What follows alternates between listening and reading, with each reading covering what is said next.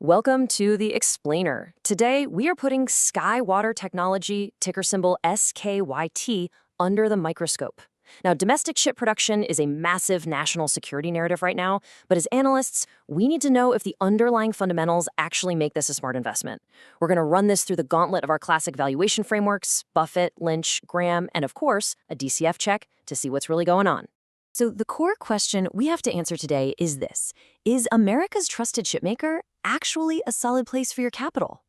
SkyWater is an independent, pure-play semiconductor foundry based right here in the US.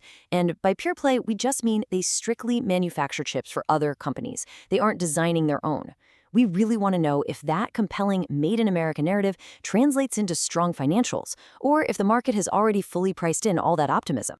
To set the stakes, let's kick things off with a number that's going to immediately grab your attention: 29%. That is SkyWater's massive top-line revenue growth in fiscal year 2025, which brought their total revenue to over $442 million.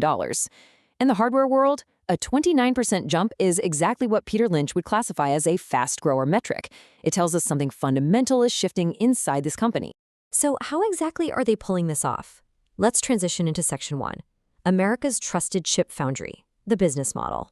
SkyWater operates what they call a technology as a service model, or TaaS for short.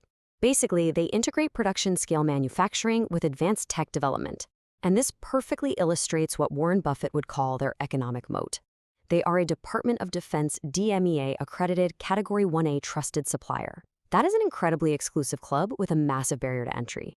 It completely protects their pricing power and provides highly secure manufacturing for some very critical programs. Because of that trusted status, they are the go-to for mission-critical markets. We're talking aerospace and defense, biomedical, automotive, industrial, and quantum computing. These are sectors where supply chain continuity, extreme reliability, and super long product life cycles aren't just, nice to have. They are absolute requirements. You literally cannot put a cheap, unreliable chip into a fighter jet or a pacemaker. Now that we understand the business, let's look at Section 2, Catalyst for Massive Growth, Funding the Future. You can actually visually trace their momentum on this timeline. Back in 2019, they secured that crucial DMEA trusted accreditation. By 2021, they IPO'd on the NASDAQ, raising $112 million.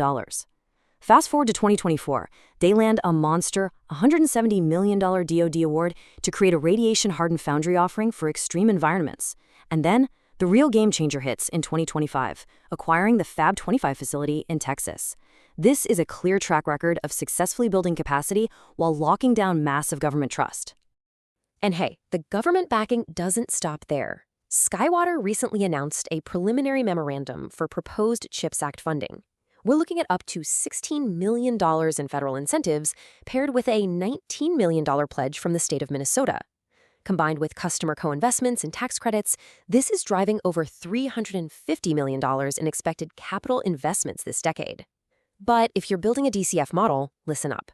While government backing is awesome, this level of heavy CapEx is going to severely constrain their near-term free cash flow. So, as we always do, we need to apply our rigorous value investing frameworks. Time for Section 3, digging into the financials, the reality check.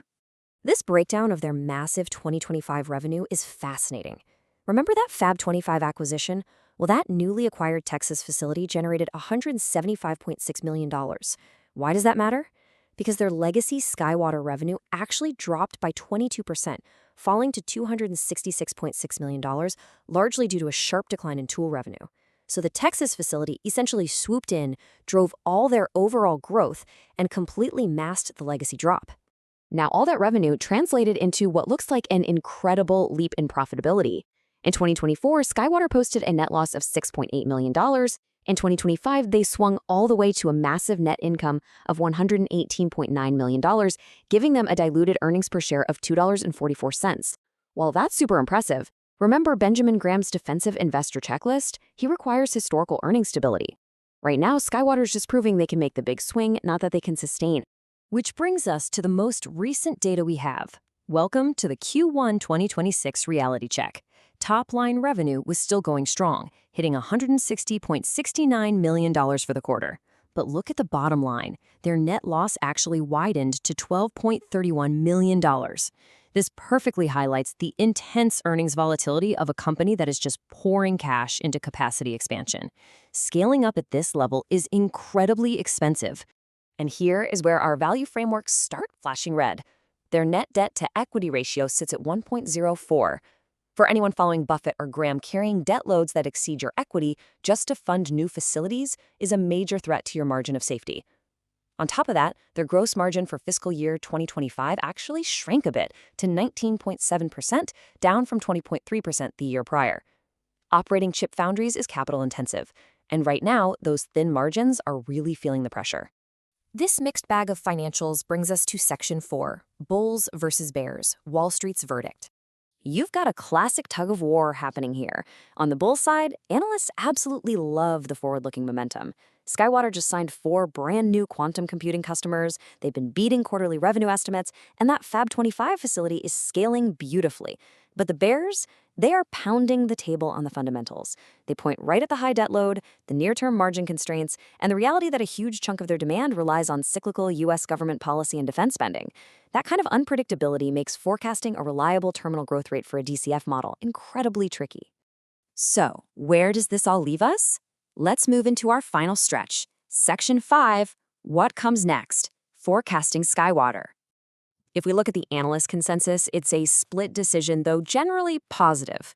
50% rate the stock a strong buy, and the other 50% say it's a hold.